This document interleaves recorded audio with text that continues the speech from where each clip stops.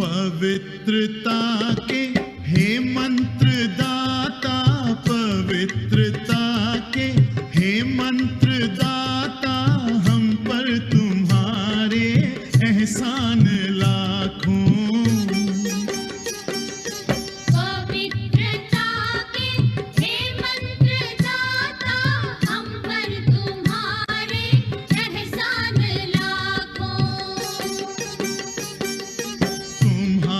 शिक्षा से चल रहे हैं, तुम्हारी शिक्षा से चल रहे हैं, सन्मार्ग पर अब इंसान लाखों।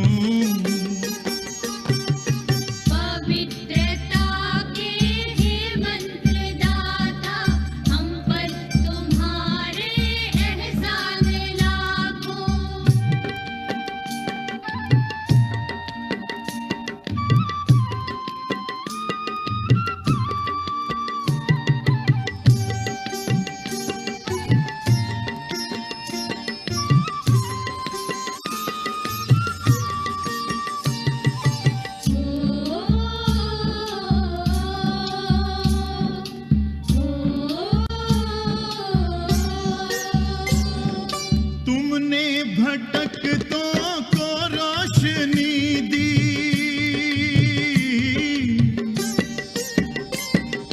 तुमने भटकतों को रोशनी दी, उदास चेहरों को जिंदगी दी।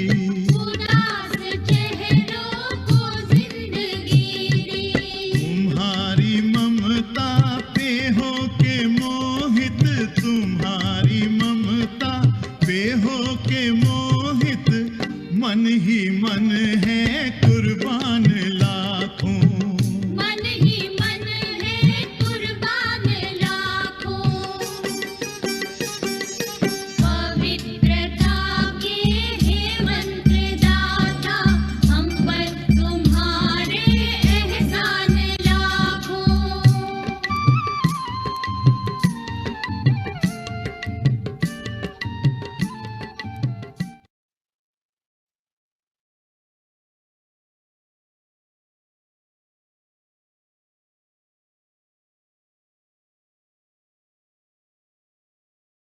से प्रिंस बनने का आधार पवित्रता।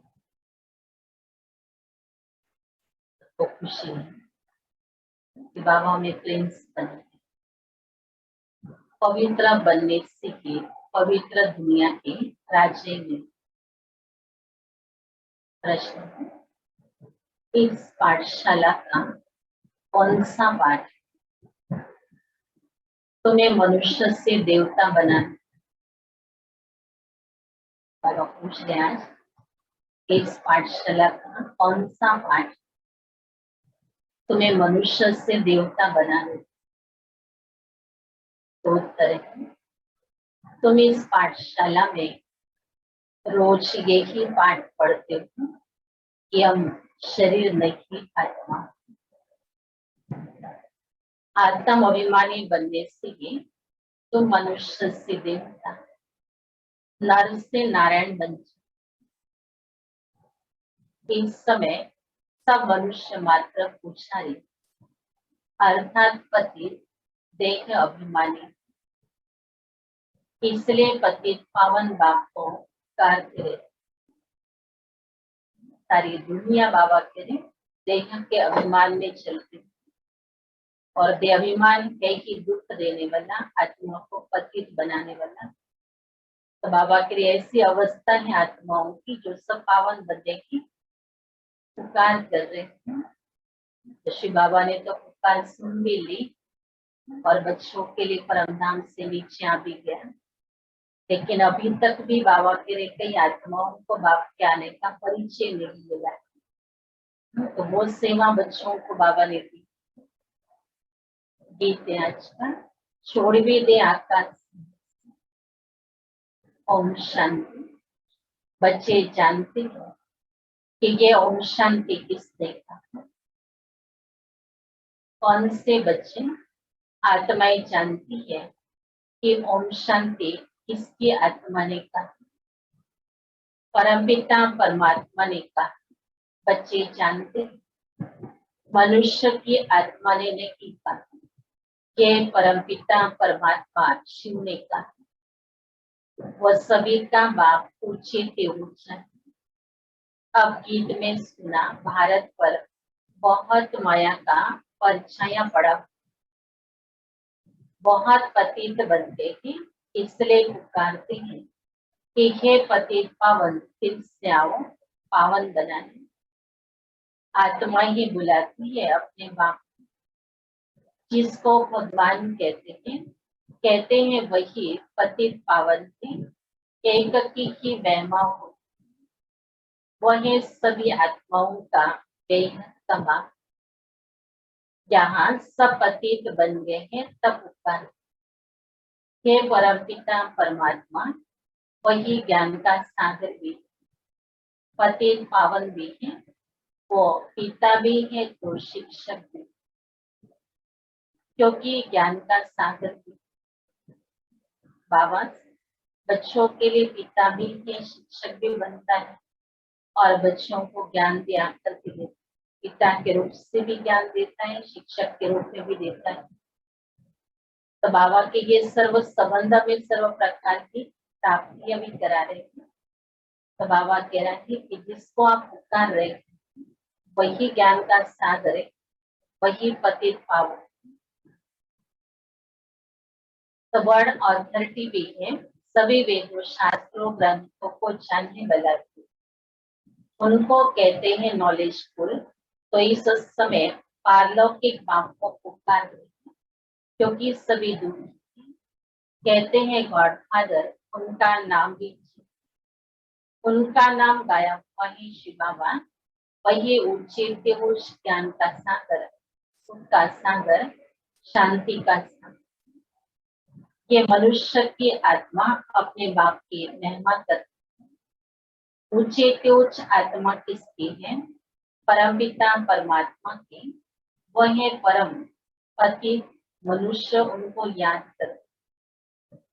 शिव बाबा है परम, और याद करने वाले जो मनुष्य वो हो गए पति।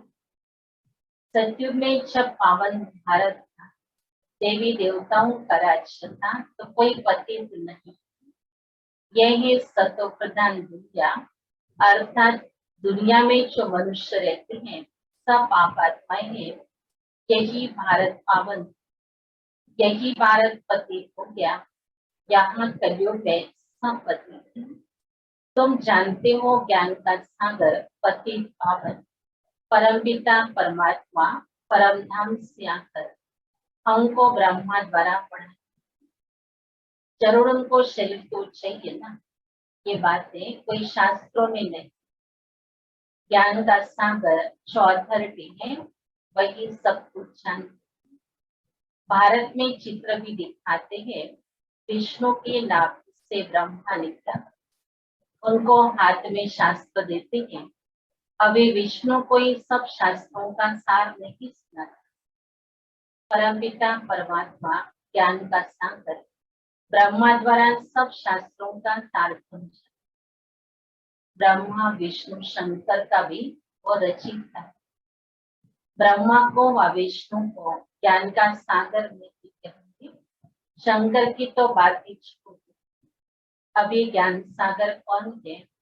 निराकार ऊंचे के उस परमात्मा ही पति पावन। ये महिमा उस परमपिता परमात्मा की है। यहाँ भी आत्मा को ही, आत्मा की महिमा हो। बाबा कहते शरीर की तो महिमा नहीं करेगी, महिमा तो आत्मा की होती। आत्मा ही शरीर द्वारा कहती है कि मैं प्रेसिडेंट हूँ, मैं बैरिस्टर हूँ, मैं फलाना मिनिस्टर। आत्मा ही मर्तबा लेती है, शरीर द्वारा आत्मा कहती है मैं एक शरीर छोड़ दूसरा लेता। इस समय जब बाप आते हैं कहते हैं बच्चे आत्म अभिमानी बनूं। मैं तुम्हारा बाप आया हूँ तुमको यही पाठ पढ़ा। ये पाठशाला है मनुष्य से देवता, नर से नारायण, नारी से लक्ष्मी बनी। बाप को सभी आत्माएं बुलाती है कि हे परमपिता परमात्मा, अब निराकारी दुनिया से साकारी दुनिया में आओ, रूप बदलो। तुम निराकारी आत्माएं तो जब शरीर में आती हैं तो गर्भ में आती, पुनर्जन्म लेती हो। बाप समझाते हैं तुमने 84 जन्म गर्भ से लिए हैं। एक असुर में देवी देवता था, एक शरीर छोड़ के गर्भ में जाते हैं, ऐसे 84 जन्म लेते हैं। मैं तो गर्भ में आती हूँ। शिव बाबा इस चक्र से ही न्यारा है। भारतवासी असुर में देवी देवता धर्म कहते हैं, फिर सीढ़ी नीचे उतर क्षत्रिय वर्ण में, फिर वैश्य शूद्र अपने जन्मों को नहीं जानते। 84 जन्म भारतवासी ही लेते हैं और कोई धर्म वाले 84 जन्म नहीं लेते। तुम स्वदर्शन चक्रधारी बने, वो चक्र घुमाते हैं। बाबा ने तो अभी बहुत अच्छी तरह से बच्चों को चक्र का ज्ञान दे दिया और 5 स्वरूप का भी ज्ञान दे दिया, तो 5 स्वरूप में पूरा चक्र घूम सकते। तो बाबा कहते तुम हो ही अभी स्वदर्शन चक्रधारी। स्वदर्शन चक्रधारी बनने से तुम चक्रवर्ती राजा बनते हो स्वर्ग। कितनी बड़ी प्राप्ति है उसकी। अगर ये ज्ञान बुद्धि में नहीं रखा, स्वदर्शन चक्रधारी नहीं बने, तो बाद में सोचेंगे कि हमको तो बड़ा अच्छा मौका था चक्रवर्ती महाराजा बनने का, लेकिन हमने ये काम नहीं। तो बाबा कहते स्वदर्शन चक्रधारी बन जाओ और दर्शन को छोड़। तुम अच्छी रीति जानते हो कि हम यहाँ आए हैं पति से पावन बनने। ये है ही पति दुनिया, पति पावन सर्व का सत्य दाता, तो एक ही बाप है, सब उनको ही पुकारते हैं। बाप को याद करते हैं, कृष्ण को नहीं। कृष्ण ने गीता नहीं सुनाई, गीता है सर्वशास्त्र में शिरोमणि। भारत की गीता किस धर्म का शास्त्र? आदि सनातन देवी देवता है। किसने गीता गाई? राजयोग किसने सिखाई? शिव बाबा ने सिखाई। परमपिता परमात्मा पति पावन बाप ने तो तुम्हारी आत्मा निराकार थी, उसने अभी एक साकार शरीर धारण किया। साकार मनुष्य को कभी भगवान नहीं कहते। अभी भल सत्युग में लक्ष्मी नारायण थे तो भी भगवान नहीं थे। भगवान देवताओं को नहीं कहेंगे, शरीरधारियों को नहीं कहेंगे, जो जन्म मरण के चक्र में आते उसको भगवान नहीं कहेंगे। तो बाबा कहते बच्चे लक्ष्मी नारायण को भगवान तो नहीं कहेंगे, क्योंकि उनको भी तो फिर आना है पूरे पाठ के अंदर। ये तो करके उपाधि दी जाती। कायदे अनुसार भगवान एक क्रिएटर इज वन, बाकी वो है देवता है। 5-4 वर्ष की बातें, इन लक्ष्मी नारायण का राज्य, इनको महाराजा महारानी कहा जाता। भगवान महाराजा नहीं बने, वो तो बापी है जो आकर भारतवासियों को ऐसा देवी देवता बना। शिव बाबा का ही पाठ है इस धरती पर आना और फिर मनुष्य को देवता बनाना। उसमें भी बाबा कहते खास भारतवासी, कि भारत में ही देवताओं की भूमि थी, देवताओं ने यही राज्य किया, और जो मूल भारतवासी मतलब इस समय पर कहाँ भी रहते हैं, लेकिन जो आदि सनातन देवी देवता धर्मों के बच्चे, तो वो है ही भारतवासी। बाबा कहते मैं भारतवासियों को देवी देवता बनाता हूँ। अभी तो देवी देवता धर्मों का कोई है नहीं। इनको कहा जाता है रावण संप्रदाय, क्योंकि रावण राज्य, रावण को वर्ष वर्ष जलाते रहते हैं, क्योंकि ये पुराना दुश्मन। परंतु इनको भारतवासी जानते नहीं। शास्त्रों में भी वर्णन नहीं है कि रावण कौन है, रावण को 10 शीश क्यों दिखाए। इन बातों को अच्छी रीति समझना है।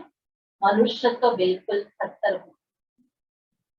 दावा कहते क्या हालत होगी मनुष्य।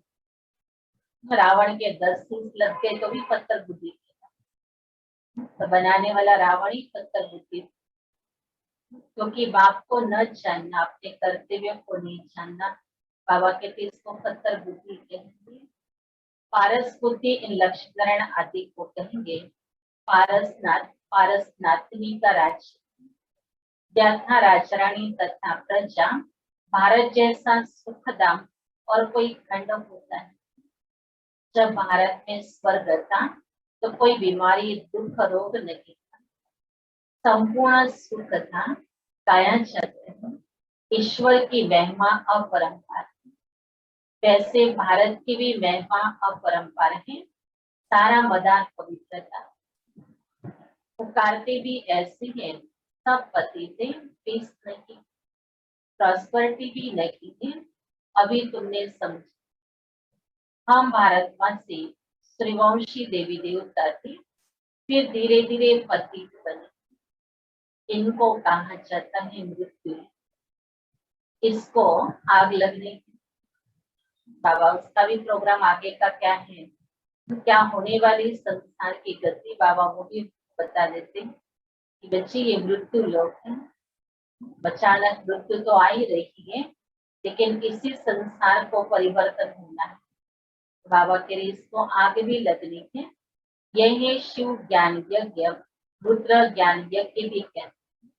मनुष्य नाम तो बहुत रख देते हैं। जहां भी शिव की मूर्ति देखते हैं तो अनेक भिन्न नाम रख देते हैं। एक के ही अनेक नाम से मंदिर बनाते हैं। तो माँ बैठ समझाती है, ज्ञान भक्ति वैरा। अभी भक्ति पूरी होती है, तुमको भक्ति से वैराग, अर्थात इस पुरानी दुनिया से वैरागी। ये पुरानी दुनिया विनाशी है। बाबा कहती दुनिया तो रहने वाली नहीं। बच्चे पूछते हैं बाबा हम पति से पावन कैसे। कई नए आते हैं तो अलाउ नहीं किया जाता। जैसे कॉलेज में कोई नया जाकर बैठे, कुछ भी समझ न और किसको पता ही नहीं मनुष्य से देवता कैसे बन रही है। मनुष्य जो पति थे वही पावन बनते। इस समय भारत भी बेघर है। सत्युग में भारत प्रिंस, श्री कृष्ण सत्युग का पहला नंबर प्रिंस था। बाबा सारी हिस्ट्री बच्चों को सुना रहे थे। कृष्ण प्रिंस को ही महिमा गाई जाती। सर्वगुण संपन्न, 16 कला संपूर्ण, उसने कोई गीता नहीं सुनाई। वह तो सत्युग का प्रिंस था। वही पति मनुष्यों को पावन बनाने के लिए गीता पाठ सुनाए। ये हो नहीं सकता। ये सब शास्त्र भक्ति मार्ग के हैं। कितनी शास्त्रों की महिमा है। सत्युग में कोई शास्त्र, चित्र आदि भक्ति मार्ग के होते नहीं। भारतवासी सत्युग में 5,000 वर्ष पहले विश्व के मालिक और कोई भी पार्टीशन नहीं। अभी उस भारत को याद करना जो अखंड भारत का वाक्य थे। पूरा सत्युग का राज्य जहाँ पर तुम बच्चे देवी देवताओं के रूप में थी। अपनी प्रारब्ध जो इस समय पर संगम पर पुरुषार्थ किया, उसकी प्रारब्ध अनुभव कर रहे थे। तो वो एक ही जन्मों का समय अभी बाबा के लिए याद करो कि हमारा कितना सुखदायी वो समय था और इतना सुख का वर्षा इस समय पर आकर के बाबा से हम ले रहे। तो पतित कलयुग को पावन सत्युग बनाने तो जरूर पति दुनिया का विनाश होगा। गाया भी हुआ है ब्रह्मा द्वारा, आदि सनातन देवी देवता धर्म की स्थापना सब शिव बाबा ब्रह्मा द्वारा करा रहे थे। तो अभी मनुष्य से देवता बन रहे। गाते भी है परमपिता परमात्मा ब्रह्मा द्वारा स्थापना करा। वह तो वह प्रजापिता उनकी सब औलाद थी। बरोबर ब्रह्मा द्वारा ही स्वर्ग की स्थापना हुई थी। आज से 5-4 वर्ष पहले मैं संगम पर आई। तुमको ये राजयोग सिखाने कृष्ण नहीं, मैं आया।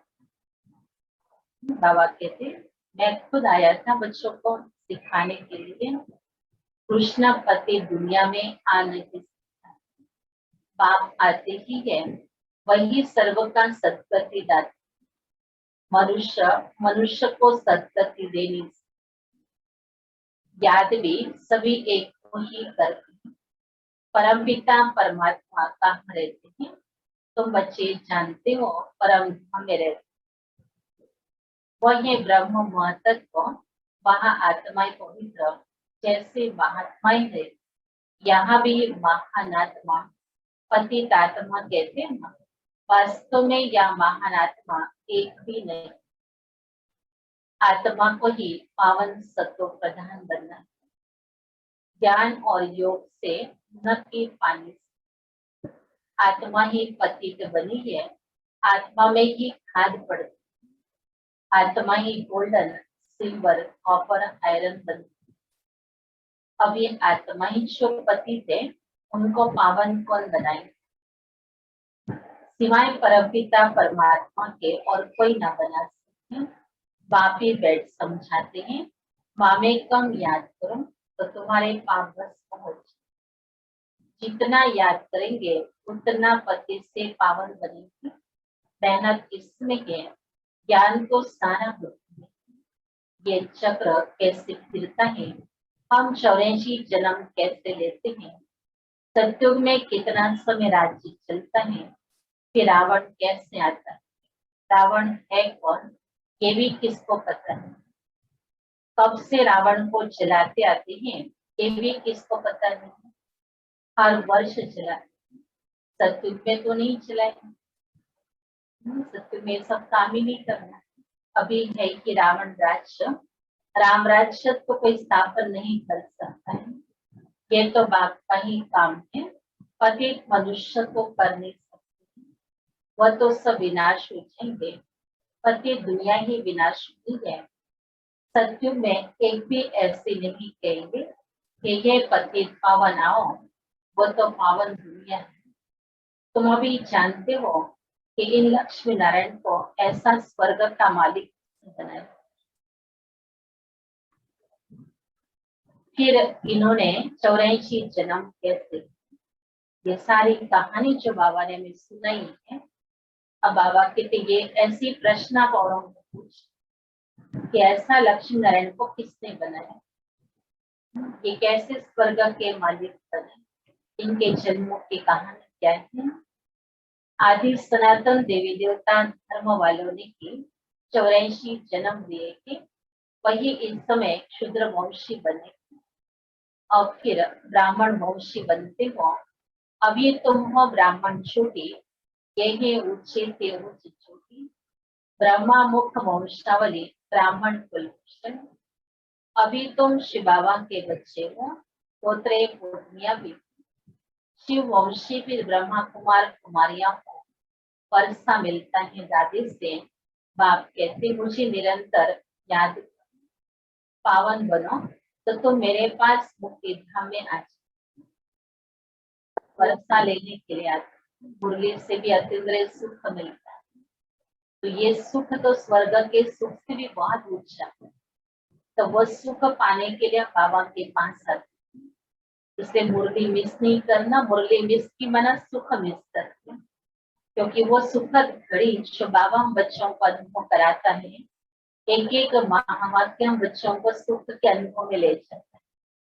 आज भी बाबा ने जैसे सुखधाम भी बच्चों को याद दिला दिया, लेकिन उस सुखधाम में जाने के पहले क्या हमें परमात्मा को प्यार मिलता है, और उस प्यार से हम बच्चे अपने आप को पहचान लेते हैं। अगर बाबा इतना प्यार नहीं करता था तो महात्मा अपने आप को मानती नहीं थी कि मैं पतित बन गई, मानती नहीं थी कि मुझे अपने आप में परिवर्तन करना। लेकिन परमात्मा प्यार में वो बंजार हो गई और आत्मा ने स्वयं को स्वीकार कर लिया या मुझे इन सब बातों में परिवर्तन, जो आत्मा पतित कहलाती थी, पतित कहती थी अपने आप को, लेकिन अनुभव नहीं था कि हम किसको पतित है, हमारी कौन सी बातें हैं जो हमको पतित कहलाने के लिए ऐसा बना रही थी। अब बाबा ने जब ये सारा ज्ञान दिया तो आत्मा ने मान लिया कि अच्छा इस कारण मैं आत्मा पतित हो गई, इस कारण मैं आत्मा ने अपने आप को पतित कहा, पापी कहा, तो नीच कहा। तो ये सारी बातें बाबा के अभी आत्मा स्वीकार करती, तो ये स्वीकार कराने के लिए भी कितना प्यार दिया शिव बाबा ने।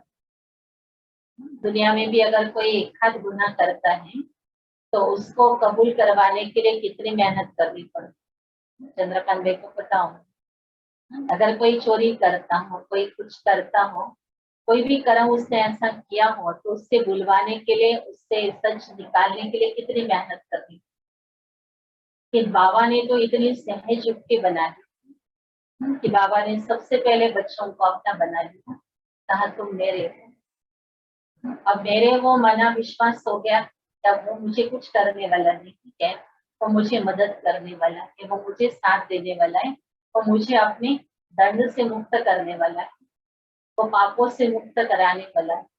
जब बाबा पर निश्चय हो गया तो बाबा के सामने अपने आप को मैं जो हूँ जैसा हूँ वैसे बाबा को सुना देती। बाबा कहते ना कि बच्चे अपने आप को बाबा के आगे बंद, और बाबा कहते हैं जो कि मैं जो हूँ जैसा हूँ आप। अब कैसे थे वो तो हर एक जानते हैं, हम कैसे थे, कैसे हमारे कर्म हो गए, कैसे हमारे सोच हो गए और कैसे हमारा जीवन बन गया था। लेकिन बाबा ने ऐसी महसूस आत्मा को करा के दी, और वो इतना प्यार से जब बाबा ने बच्चों को कहा तुम मेरे हो, तो आत्मा को कितना उससे विश्वास हो गया कि ये भगवान मेरा बन गया, उसने मुझे मेरा कहा। अब मैं भगवान का हूँ तो मेरा सब कुछ समाचार में उसको सुना। तो आत्मा ने अपने आप का सब पाप पुण्य का जो भी खाता है वो सारी जीवन की कहानी बाबा को सुनी। आप में से सबने लिख के दिए बाबा को अपनी जीवन कहानी। बाबा कहते एक बार अपनी जीवन कहानी सारी बाबा को लिख कर दे। बाबा ने कहा था बच्ची 3 साल की आयु से लेकर बातें याद रहे, तो 3 साल की आयु से लेकर के अभी तक क्या क्या हम बच्चों ने कर्म किए, ऐसी कोई विशेष बातें होती जीवन में वो तो याद रह जाती है ना। तो बाबा ने कहा जितनी याद है उतनी सब कहानी बाबा को बता दो इस जन्म की, और वो भी बाबा ने कहा लिख करके दे दो। कितने बार झूठ बोला तो क्या हुआ, जैसे अपनी लाइफ को तो हम देख सकते हैं ना, बहाने किए तो क्या करते थे, बचपन में बहाने कितने करते थे। जैसे बच्चे को स्कूल में नहीं जाना होता है तो बच्चा बहाना करता है मेरे को पेट दर्द बहुत होता है, तो माँ बाप बेचारे रहमदिल बन जाते हैं कि अच्छा बच्चे का पेट में दर्द है ना, तो उसके साथ में माँ बाप उसको सहयोग देना शुरू करते। लेकिन आप बड़े हो गए तो मालूम पड़ेगा कि अरे वो तो मेरा बहाना था, स्कूल में नहीं जाना था ना कभी। तो अभी उस बात को साक्षी होकर के देखो तो मजा आ जाएगा कि अरे मैं ऐसा भी करता था, स्कूल में नहीं जाना होता तो मैं ऐसा बहाना बनाता। लेकिन बाबा कहते वो सारी कहानी है आपकी, अभी वो कहानी आप बाबा के सामने बताओ कि बाबा अभी मैं आपके साथ ऐसा बहाना नहीं करूंगा, उस समय तो मैं अज्ञानी था, उस पढ़ाई में मैंने ये बहाना किया था, लेकिन अभी ये बहाना नहीं कर सकता हूँ क्योंकि ये ईश्वरी पढ़ाई है, इस ईश्वरी पढ़ाई में तो मुझे बहुत बेहद सुख मिल रहा। तो मैंने हमारे कौन कौन से संस्कार थे बचपन में, और वो संस्कारों को अभी हमको ईश्वरी जीवन में वापस नहीं आने देना। तो ये संस्कारों का परिवर्तन करना, इसके लिए हम बाबा से मुलाकात तो करें। जैसे एक दूसरे को मिलते तो आपस में अपनी जीवन कहानी सुनाते, अपना परिचय सुना देते, फिर बताते हैं ना कि हमने ऐसी पढ़ाई पढ़ी, हमने ऐसे कष्ट उठाए, हमने ऐसा जीवन बनाया। तो हर एक अपनी कहानी जो है वो एक दूसरे को कभी भी मौका मिलता है तो शेयर करते हैं। अब मनुष्य को शेयर करने से कुछ मिला नहीं हमको, अभी हमको परमात्मा को शेयर, और उसमें देखना है कि कौन कौन से संस्कार है ऐसे हैं। मेरी कहानी में अपने आप के संस्कार देख सकते हैं, कैसे कौन से संस्कार है कि जो ईश्वरी जीवन के अंदर मुझे मेरे भाग्य बनाने में विघ्न रूप बनने वाले। कौन से ऐसे संस्कार है जो मुझे भाग्य बनाने के लिए मदद करने वाले।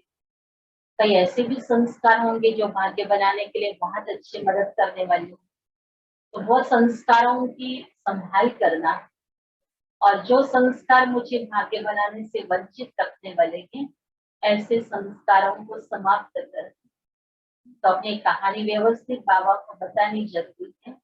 चलो पहले किसी ने एक बार बता भी दी हो, लेकिन कभी भी इतना दूरदृष्टि होकर के इतनी समझ से नहीं बताई हो, दोबारा एक बार वापस बता दे और उसमें चेकिंग करके बाबा को बताओ कि बाबा ये मेरा वो जीवन था आपके मिलने के पहले वाला, तब मेरे ये संस्कार थे, तब मेरा ऐसा सोच था, तब मैंने इस संसार को इस निगाह से देखा था, तब मैंने इन रिश्तों में इस प्रकार से अपना बर्ताव किया था। और अभी रूहानी नॉलेज के आधार से बाबा ने हमें जो रूहानी प्यार दिया है, उस रूहानी प्यार से हमारे रिश्तों में क्या परिवर्तन आया, अब हमारा व्यवहार कैसे बदल रहा है, और अभी और कितना बदलना बाकी। जब बाबा हमारे से खुश हो, बाबा ने कहा ना कि बच्चे मैं सभी के घरों में भी चक्कर लगाता हूँ, तो बाबा को बच्चों के घर कैसे दिखाई देने चाहिए। बाबा ने कहा घर कैसे दिखाई, जैसे कि बाबा का सेवा स्थान है।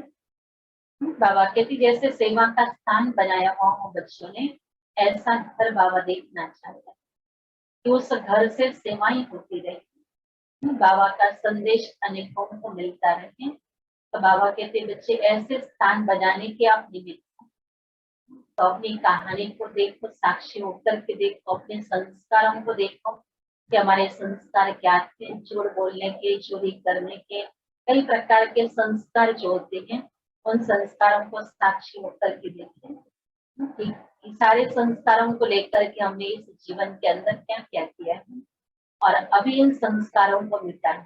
बचपन से लेके भक्ति में भी ये बातें बताई जाती है कि हमें सच बोलना है, हमें ईमानदारी से चलना है। तो ये बातें तो अज्ञान काल में भी बताई जाती थी, लेकिन उसका पालन करने की शक्ति कोई नहीं देता, और अभी बाबा से हमें बहुत सारी शक्तियां मिली। तो बाबा कहते बच्चे इस संगम पर आप बच्चे अपने आप को देखते चलो और चेंज करते जाओ, तो अपना ये जीवन और सत्युग का वो जीवन दोनों को डेली करते रहे।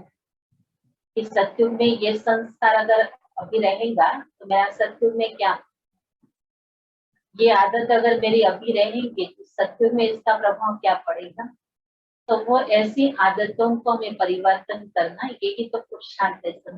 पुरुषार्थ माना क्या करेगा, कोई पहाड़ी चढ़ने की तो बात नहीं बाबा कर रहे, बस हमें वैसा बनना है जैसा हमारा आदि स्वरूप था, वैसे हमको बनना है। वो बनने की प्रक्रिया ही हमारा पुरुषार्थ, बस जब तक बनते रहे तब तक हमारा ये पुरुषार्थ करते रहना है।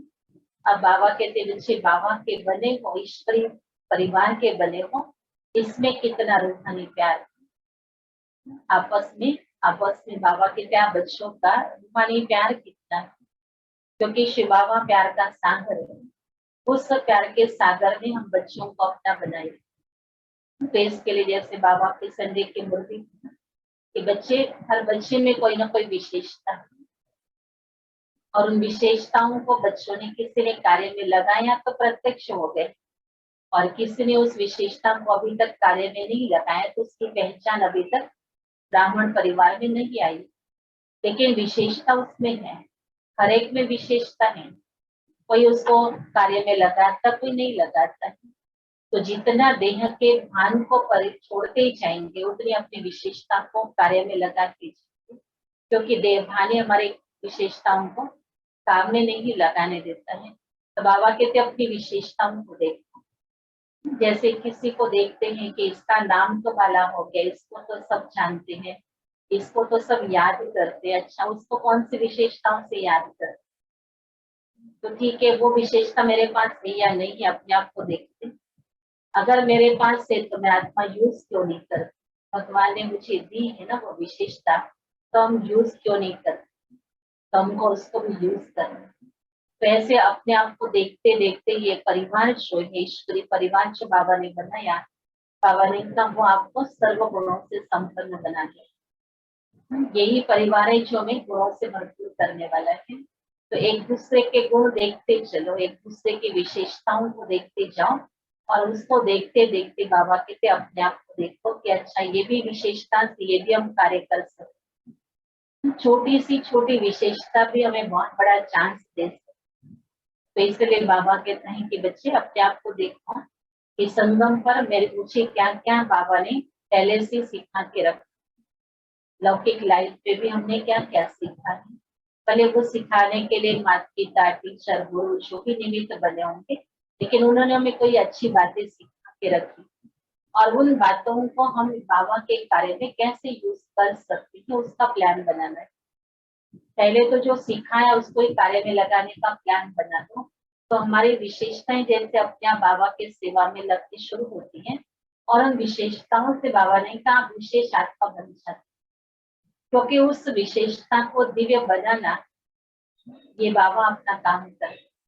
पहले वो विशेषता इतनी दिव्य नहीं थी, लेकिन जैसे ही बाबा के सेवा में हमने उस विशेषता को लगाया तो बाबा ने उसमें दिव्यता, और वह दिव्यता वाली विशेषता जो है वो हमारा दैवी गुण बन गया।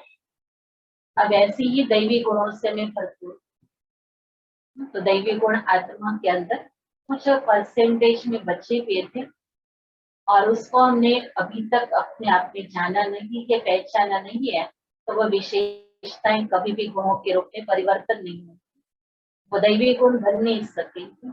और अगर बाबा ने कहा ना एक गुण भी कमी है तो आपका एक जन्म कम हो जाएगा, नुकसान कितना एक गुण की कमी के कारण। तो हर गुण का महत्व इतना है, तो जो विशेषताएं हमारे पास जीवन के अंदर है उस विशेषता को हमें कार्य में लगाना, और उसको कार्य में जब लगाते हैं तो कई विशेषताएं उसके साथ और भी आ जाती हैं, कई गुण उसके अंदर अपने आप आ जाते हैं, और वो गुणों की हमारे अंदर लिस्ट लंबी हो जाती है। तो ऐसे सभी के गुण अपने अंदर भरना है, ये संगम पर हमें पुरुषार्थ करना।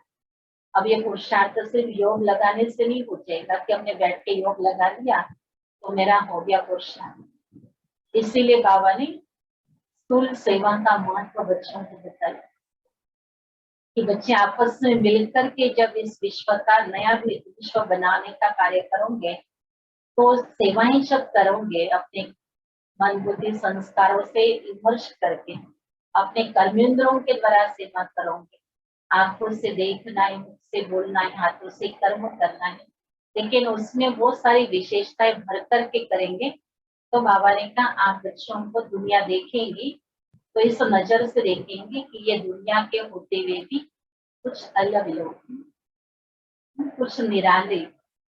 बाबा ने कहा कि वो कहेंगे ये अलौकिक दुनिया के है, इस दुनिया के है, तो है तो शक्ल इस दुनिया, रहते तो इस दुनिया में है, लेकिन उनके नयन चैन बोल जो है वो सारे अलग है। तो जैसे उनके अंदर एक देवताई गुणों की झलक दिखाई देंगी, तो बाबा ने कहा यही है आपके द्वारा बाबा की प्रतीक्षा। जब आपको देख कर के वो कहेंगे इनके बोल कितने मीठे, इनका व्यवहार कितना अच्छा, इनके अंदर ये वाइब्रेशन कितने अच्छे हैं। तो ये छोटी छोटी बातें हैं जो हम बच्चों के व्यवहार से दुनिया को मिल रही है, और दुनिया उस बातों को अपना करके वो भगवान को पहचान। तो बाबा कहते बच्चे ये सेवा सूक्ष्म में है, लेकिन ये सूक्ष्म सेवा ही हमें बल देती है संपूर्ण बनने के लिए। तो ये नहीं समझना कि हमारा बोलचाल कोई हमें मार्क्स नहीं देता है, लेकिन वो भी हमारे मार्क्स जमा हो जाते हैं अगर हम बहुत स्नेह से, बहुत आत्मीयता से किसी से व्यवहार करते हैं, तो वो व्यवहार भी बहुत सुखदायी बन जाता है। तो इसलिए बाबा कहते बच्चे ऐसे अपने आप को चेंज करो, चेंज करो। संगम युग का ये बहुत सूक्ष्म पुरुषार्थ है। बाबा ने सूक्ष्म पुरुषार्थ भी बताया, मोटा पुरुषार्थ भी बताया। तो महीन पुरुषार्थ जो होता है वो सिर्फ हम अपने आप ही जानते हैं, अपने आप को जानते हैं और अपने आप को चेंज करते हैं। शायद वो बातें कई संसार में बता दे तो संसार हमको कोई और बुरी दृष्टि से भी देख सकता है, इसलिए वो महीन बातें हम ही जानते हैं कि हमारे ऐसे संस्कार हैं, हमारी ऐसी आदत है, हमारे ऐसे बोल थे, लेकिन उसको बाबा ने कैसे परिवर्तन, तो बाबा कहते बच्चे इस अंतिम जन्म में कईयों की हालत ऐसी हो गई है ना, जैसे बाबा ने कहा ना बच्चे अजामिल जैसे पापी भी हो गए। अब वो कैसे अपने पाप को किसी को बता सकती है, कहते हैं हमारी पाप का घड़ा तो बहुत भरा हुआ। अब ऐसे पापी आत्माओं को बाबा अपना प्यार देख करके भी परिवर्तन, और उनका वो परिवर्तन दुनिया के लिए बहुत बड़ा, एक बहुत बड़ा चैलेंज होता है कि इस व्यक्ति को दुनिया चेंज नहीं कर सकती थी और ये कैसे परिवर्तन हुआ। परिवार बदल नहीं सकता था, ये परिवार नहीं कर सका, वो इसके लिए कौन करने वाला है? वो करने वाला जो बाबा है वो बाबा प्रत्यक्ष बच्चों के द्वारा बहुत महीन पुरुषार्थ है। हमें अपना आपका भी करना है और अपने साथ बाबा के पीछे सबका करवाना भी। हमने किया छूट गए इतने में काम नहीं पूरा होता, लेकिन बाबा ने कहा आपकी रिस्पॉन्सिबिलिटी है कि अनेकों का भी पुरुषार्थ आप करें। अच्छा, मीठे मीठे सिखलते बच्चों प्रति माता पिता बाप दादा का याद प्यार और गुड मॉर्निंग। रूहानी बाप के रूहानी विशेष रूहानी बच्चों को नमस्ते। रूहानी बच्चों की रूहानी बाप दादा को याद प्यार गुड मॉर्निंग और नमस्ते। और दिल से शुक्रिया कि मुख से शुक्रिया, दिल से बाबा की शुक्रिया गाना बना, जैसा बाबा चाहता वैसे बन के दिखाना। तब बाबा हमारी शुक्रिया को स्वीकार करेंगे कि बाबा कहेगा तब मैं कहूंगा कि सचमुच आप मेरे शुक्रगुजार बने हैं कि आपने मुझे ऐसा अपने आप को बना के दिया। बाबा कैसे चाहता है, रोज अपने आप को एक ही बात पूछना कि बाबा मुझे कैसे देखना चाहता है। जैसे बाबा मुझे देखना चाहता वैसे मैं बना। रोज दिल दर्पण में देखना, अपने आईना तो है ना दिल का, तो उस दिल के आईने में देखना बाबा जैसा बना हूं नहीं बना फिर बना। रोज देखना आईने के अंदर, सारा दिन में अनेक बार देखा कि बाबा जैसा बना, इस कर्म में मैं बाबा जैसा हूँ। बाबा कहता है ना बच्चे हर कर्म में चेक, एक कर्म मेरा बाबा जैसा है, तो दिल अपने आप आवाज देगा हाँ या ना था। तो अंदर में क्या रिस्पॉन्ड आता है वो देखो। बाहर से बोले कोई हमें दुख होगा इसलिए नहीं भी बोलेगा ना, फिर भी हमको हमारी बात को वो संभालेंगे, लेकिन दिल नहीं संभालेगा। दिल कहेगा नहीं तुम्हें ठीक नहीं, भले किसी ने कहा कोई बात नहीं है, लेकिन कोई बात नहीं माना कुछ तो है। उन्होंने तो कोई बात नहीं ऐसा कह दिया, लेकिन कोई तो बात है वो हमको पता है, और वो कौन सी बात है तो उसमें क्या चेंज करना है अपने आप को हम जानते हैं। वैसा सूक्ष्म परिवर्तन हमें अपने आप करना है। तो इसलिए बाबा बच्चों को साक्षी होकर के देखने का अभ्यास करवा है, अपने आप को देख। जैसे किसी और फिल्म देखते हैं ना किसी का पार्ट, वैसे अपनी फिल्म को देखो और अपने पार्ट को देखो, और जैसे फिल्म देख रहे वैसे देखते चलो। एक एक दिन याद करते रहो, एक एक समय याद करते रहो कि कैसे अभी हम हमारा वो जीवन चला है। तो याद करने में बहुत इजी है ना, स्कूल के दिन याद कर लो, त्योहारों के दिन याद कर लो, कोई विशेष फंक्शन के दिन याद कर लो, याद आती जाएगी अपनी कहानी को। और याद करते करते हम अपने आप को देखते जाएंगे कि अच्छा ये मेरी कहानी, हम ऐसे करते थे, हम ऐसे बोलते थे, फिर हम ऐसे बोलने के बाद हमको क्या सुनाया जाता था। अपनी कहानी देखते चलो और सुनते चलो, और देखते देखते अपने आप को परिवर्तन भी करना। तो बाबा कहता बच्चे अभी अगर ये फिल्म आप नहीं देखोगे ना अपने आप की, धर्मराजपुरी में फिर मैं देखूंगा। जब धर्मराजपुरी में दिखाएगा बाबा तब क्या करेंगे, अभी देख लेंगे तो बाबा की मदद मिल जाए। अभी देख लेंगे तो बाबा को बता सकते हैं कि बाबा ये मेरी फिल्म ऐसी थी ना, तो इसको अभी चेंज करना है। अभी जब तक संगम में, जब तक बाबा हमारे पास बैठा है तब तक मौका है, तब तक हम बाबा को कह सकते बाबा ये दुख देने का कर्म मेरे सिवा, बाबा ये गलत कर्म मैंने किया था, बाबा मैंने ये अपने आप को धोखा दिया था, बाबा इस कर्म के बंधन से मुझे छुड़ाना है। तो अभी इस वर्तमान समय पर मुझे कौन सा शांत करना, तो बाबा इसको चांस दे देता। लेकिन धर्मराजपुरी वाली जो फिल्म होंगी जब उसको देखेंगे तब तो हमें कोई चांस नहीं मिलेगा। बाबा ने यही कहा कि तब तो यही कहा जाएगा कि आप देखो, और उस घड़ी आपको मानना ही पड़ेगा। फिर इतना ही कहेगा धर्मराज कि इसका ये दर्द है, अभी आप तब तो कुछ भी नहीं बोल सकते थे क्योंकि दिखाई देंगी सारी फिल्म। लेकिन बाबा कहते बच्चे इस समय पर अपने आप को ही परिवर्तन करने का ये बहुत सुंदर अवसर बाबा ने दिया। अपने बोल चाल छोटी छोटी बातें हैं, लेकिन ये भी बहुत बड़े हिसाब किताब बना देती हैं कि इसको कैसे अभी हमको सूक्ष्म रीति से परिवर्तन कर, और परिवर्तन करते करते हमें देखना है कि मेरा शांत बाबा जैसा हो गया, स्थिति बाबा जैसी बन गई। तो ऐसे देखने के लिए शांति से आप बैठने के लिए अभी समय मिला हुआ है, लॉकडाउन में क्या करें, बैठ के यही काम कर रहे हैं। अपने आप को देखो, अपनी कहानी को चेंज करो, अपनी नई कहानी बना दो, नया पार्ट इमर्ज कर लो, बैठे बैठे इसकी प्रैक्टिस कर लो। धारणा के लिए मूल विशेष सार पहले पॉइंट से पतित से पावन बनने के ज्ञान और योग से मजबूत होना, आत्मा में जो खाद पड़ी है उसे याद की मेहनत से निकालना। दूसरा, ब्रह्मा मुख वंशावली ब्राह्मण चोटी है, इस नशे में रहना। ब्राह्मणी वर्षे के अधिकारी है क्योंकि शिव बाबा के पुत्र। वरदानी अपने अनादि आदि रियल रूप को रियलाइज करने वाले संपूर्ण पवित्र, आत्मा के अनादि और आदि दोनों काल का ओरिजिनल स्वरूप पवित्र। अपवित्रता आर्टिफिशियल शूद्रों की देन है, शूद्रों की चीज ब्राह्मण यूज नहीं कर सकते। इसलिए सिर्फ यही संकल्प करो कि अनादि आदि रियल रूप में मैं पवित्र आत्मा। किसी को भी देखो तो उनके रियल रूप को देखो, रियल को रियलाइज करो, तो संपूर्ण पवित्र बन फर्स्ट क्लास व एयर कंडीशन के अधिकारी बन जाए। लोगों परमात्म दुआओं से अपनी झोली भरपूर करो तो माया समीप नहीं आ सकती।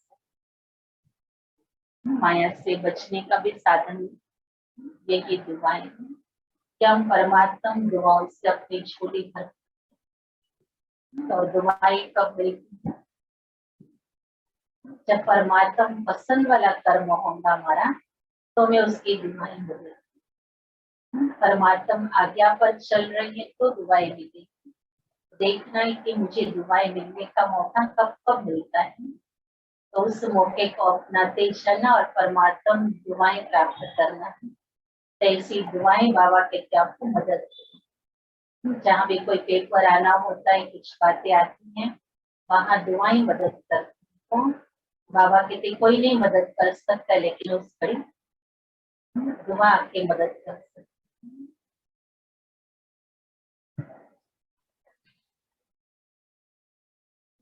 तो सेकंड में बाबा के पास जाने की प्रैक्टिस हो गई उनकी लॉकडाउन में अच्छी तरह। हम कितना कम समय में अपने आप को अशरीरी बना सकते, डिटैच हो सकते हैं, साकार से अव्यक्त में जा सकते हैं, उसके रियल सेल्फ अब रियल स्वरूप में अभी हमारी होनी चाहिए।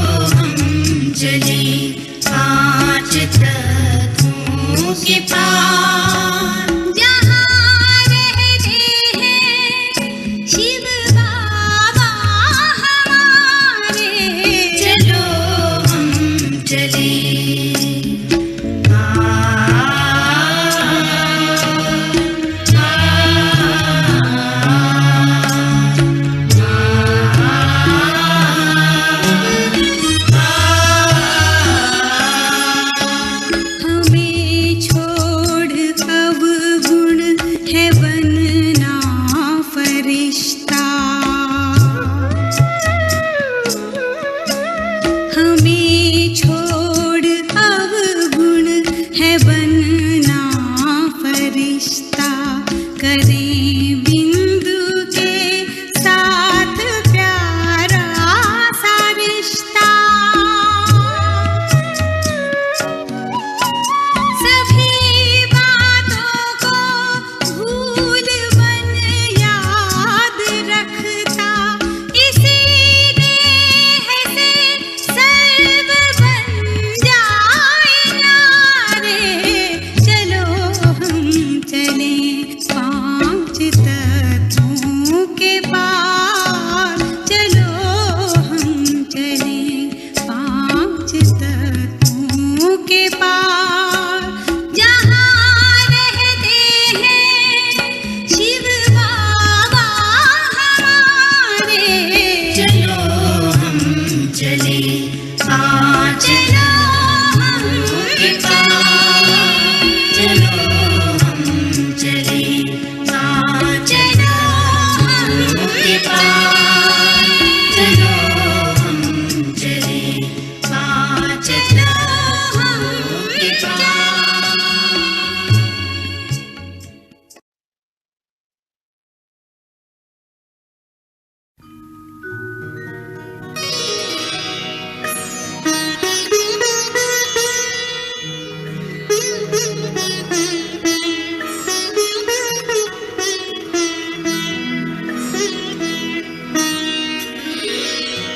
तेरी याद का अमृत पीते हैं, तेरी याद का अमृत पीते हैं, तेरी याद में जीते हैं बाबा, तेरी याद में जीते हैं बाबा। तेरी याद का अमृत पीते हैं, तेरी याद का अमृत पीते हैं। रहे याद सदा ही साथ तेरी, रहे याद सदा ही साथ तेरी। बस और न हम कुछ चाहेंगे, बस और न हम कुछ चाहेंगे। तेरी याद का अमृत पीते हैं, तेरी याद का अमृत पीते हैं।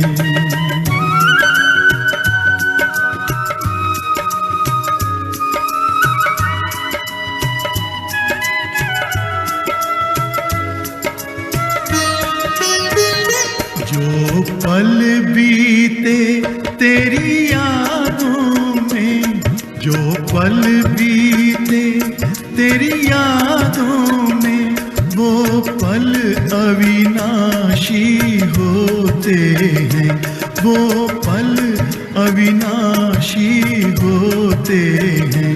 हर पल को सफल बना देंगे, हर पल को सफल बना देंगे। तेरी याद कभी ना छोड़ेंगे, तेरी याद कभी ना छोड़ेंगे। तेरी याद का अमृत पीते हैं, तेरी याद का अमृत पीते हैं।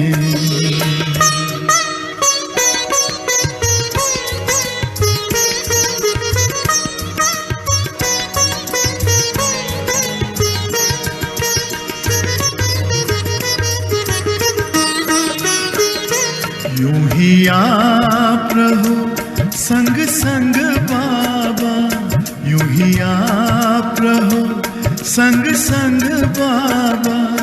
इस दुनिया के सुख पाने क्या, इस दुनिया के सुख पाने क्या।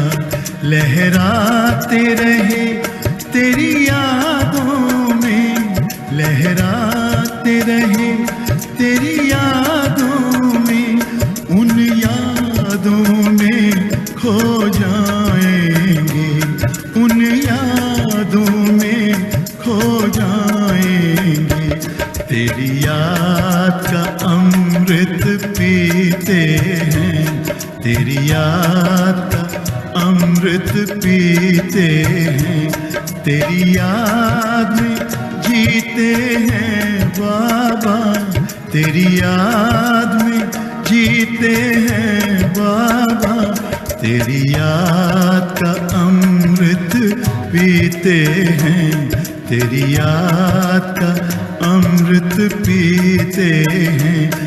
रहे याद सदा ही साथ तेरी, रहे याद सदा ही साथ तेरी, बस और न हम कुछ चाहेंगे, बस और न हम कुछ चाहेंगे, तेरी याद का अमृत पीते हैं, तेरी याद का अमृत पीते हैं, तेरी याद का अमृत पीते हैं, तेरी याद का अमृत पीते